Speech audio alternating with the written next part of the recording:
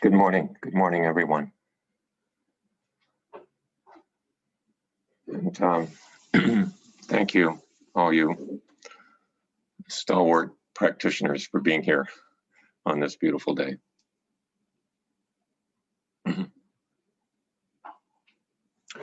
So we've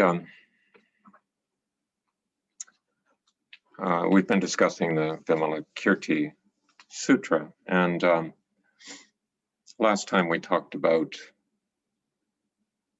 how one regards the Buddha, and in more general terms, how one regards living beings.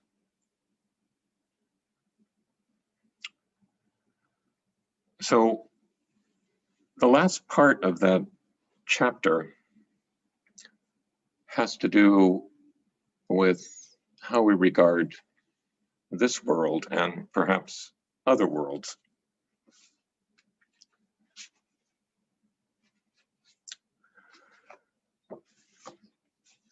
And the where we left off, Shariputra is about to ask a question. Shariputra being a disciple of the Buddha, who was known for his intellect, his analytical abilities, and his curiosity in this case, because he asks Vimalakirti, where did you die before you were reborn here? Where did you die before you were reborn here? This is assuming a cosmology where there are beings that are born and reborn in various places and various circumstances. And Vimalakirti said, in the Dharma that you learned, is there any such thing as dying or being born? Shariputra replied, no, there's no dying and being born. Well, Vimalakirti said, if all things are without the nature of dying or being born, then why do you ask where I died before I was reborn here? What is your opinion? Do phantom men and women conjured up by a magician know anything of dying or being born? No, there's no dying or being born for them. And have you not heard the Buddha say that all things are in the nature of conjured things? Yes, replied Shariputra. Well, if all things are in the nature of conjured things, then why do you ask where I died before I was reborn here? Shariputra, dying is in its nature simply the destruction of something that is empty and fraudulent. And being born is in its nature the continuation of something that is empty and fraudulent. But the bodhisattva, though he dies, does not wipe out his good roots. And though he is born, he does not prolong those things that are evil. Well, at that point, Buddha sort of interrupted the discussion and answered Shariputra's question. He said, the Buddha said to Shariputra, there is a country called Wonderful Joy with a Buddha named Immovable, Akshobhya. Vimalakirti here died in that country and was reborn in this one. And then Shariputra said, I've never heard of such a thing, world-honored one, that this man could bring himself to abandon a land of purity and willingly come to this place with all its wrath and injury.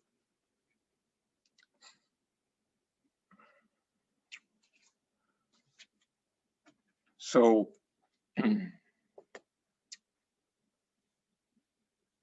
this kind of reflects on another section earlier in the book where Shariputra had some of the same questions.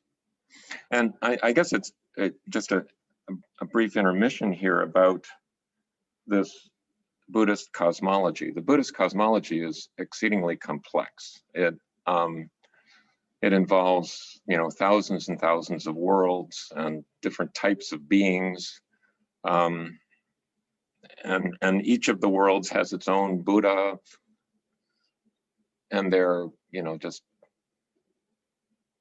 just limitless time spans and space spans, and it's just an absolutely fantastic cosmology. And there are these different realms too. There's the realm of devas. There's the realm of heavenly beings. There's the realm of humans with all of its ambiguity, and then there's the realm of asuras, who are like these warrior beings that are fierce defenders of their self-interest. And then there's the realm of animals that are instinct driven. Now, personally, I think animals have a lot more going on than instinct, but in any case, that's the idea. And then there's the realm of hungry ghosts, pretas, that are depicted with, big eyes and a big mouth, but a very, very tiny, narrow throat and an empty stomach, so that they're constantly hungering after something. Just a completely insatiable appetite, can never be satisfied. And then finally, there's the realm of hell beings. Just endless suffering. So there's these 6 realms.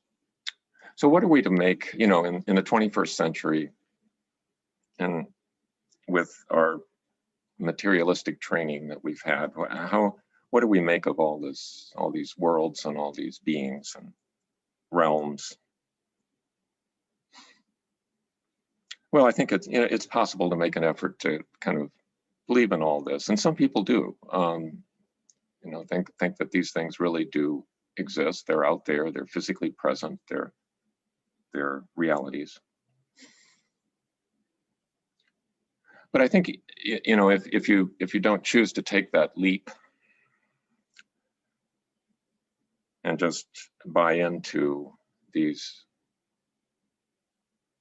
concepts as realities, you can also view them as a cosmology of the mind, where within our mind there are many worlds. In fact, we create the world with our mind from moment to moment.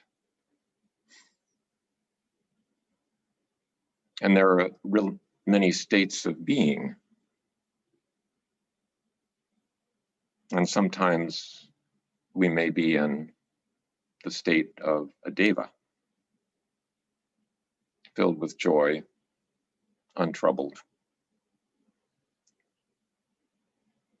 Or we might be cast into the realm of an asura, desperately defending ourselves. Or a hungry ghost.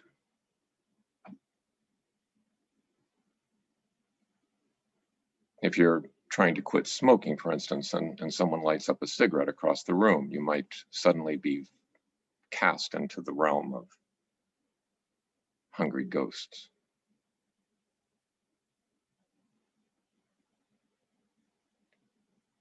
Or the hell realm. So at various times, we may occupy these various realms, sometimes all in the same day. And I suspect most of us have experienced all of these realms at some point or another.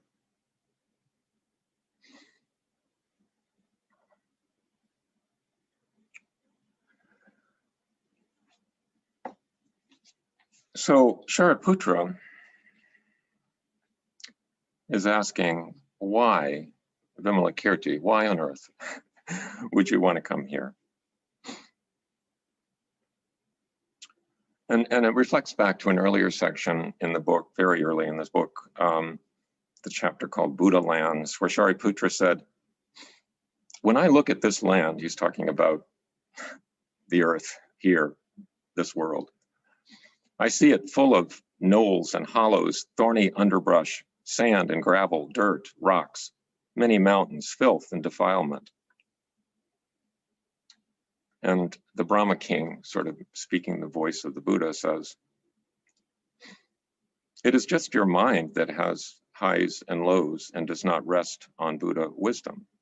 Therefore, you see this land as impure. Shariputra, the Bodhisattva treats all things and beings, each one of them, with perfect equality. His deeply searching mind is pure because it rests on Buddha wisdom. It can see the purity of this Buddha land.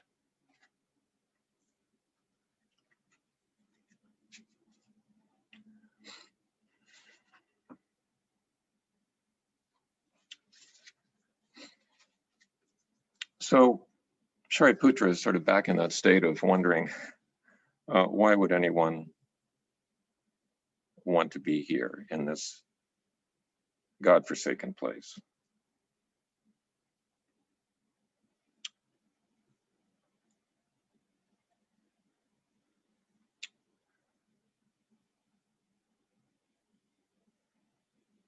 And Vimalakirti says to Shariputra, what is your opinion? When the light of the sun shines forth, does it mix with the darkness? No, replied Shariputra. When the light of the sun shines forth, all the darkness at once ceases to exist.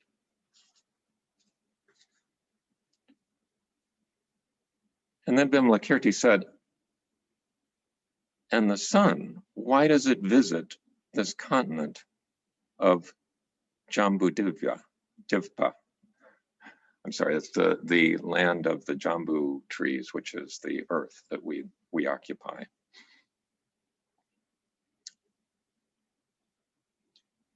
Why does it visit this continent? Because it wishes to use its brightness to drive the darkness away, replied Shariputra. And then Vimalakirti says, the Bodhisattva is like this. Though she is born in an impure Buddha land, she does this so she can assist living beings. She does not mix with or share its stupidity and darkness. She merely wipes out the darkness of earthly desires that beset living beings.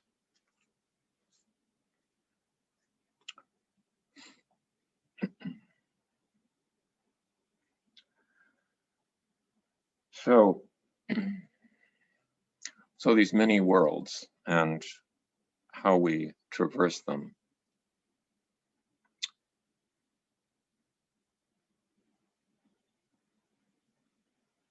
And the final sections of this chapter, which I won't read out loud, have to do with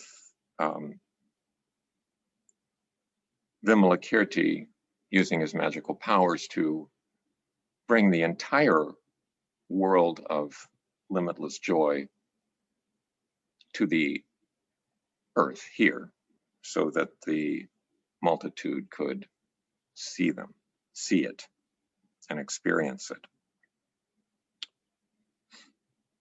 And everyone was overjoyed at seeing such a thing.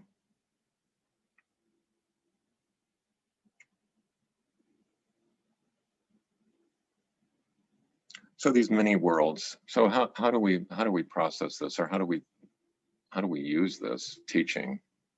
Is it useful? I think one skill that Vimalakirti possesses is the ability to nimbly move from one world to another.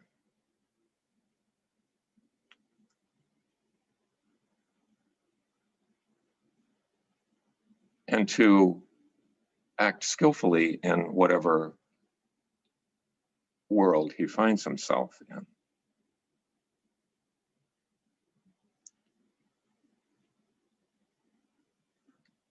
So one might think, well, if we can sort of create our own worlds, use our mind to just create our own worlds, why not just create a world of limitless joy?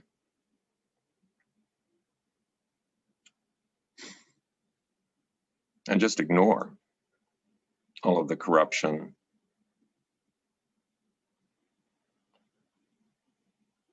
and the deceit and the depravity and the filth of this world.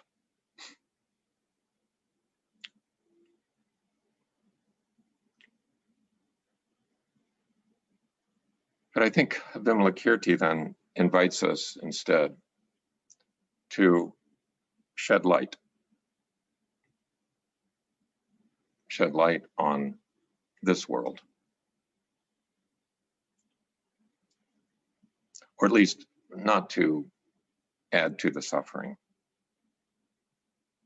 not to make it worse, not to share in its stupidity and darkness, but to bring what light you can to the situation in which you find yourself.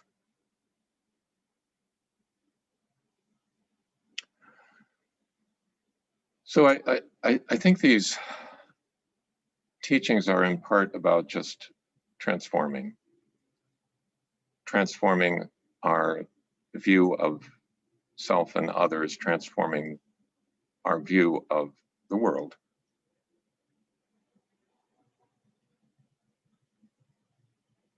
Now, where exactly this light comes from is another question, and we won't get into that. That's a whole other topic. And maybe something to discuss.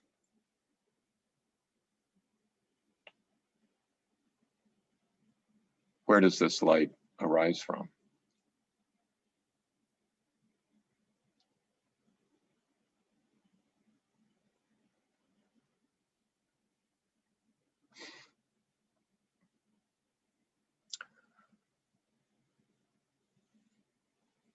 So one strategy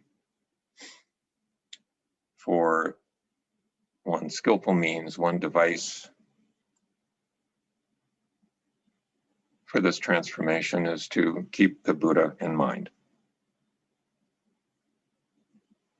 or keep Avalokiteshvara in mind, or keep St. Francis in mind. Keep whatever in mind it takes to arouse one's best intentions.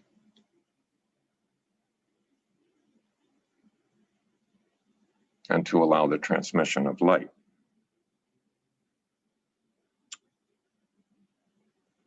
So I think I'll stop there.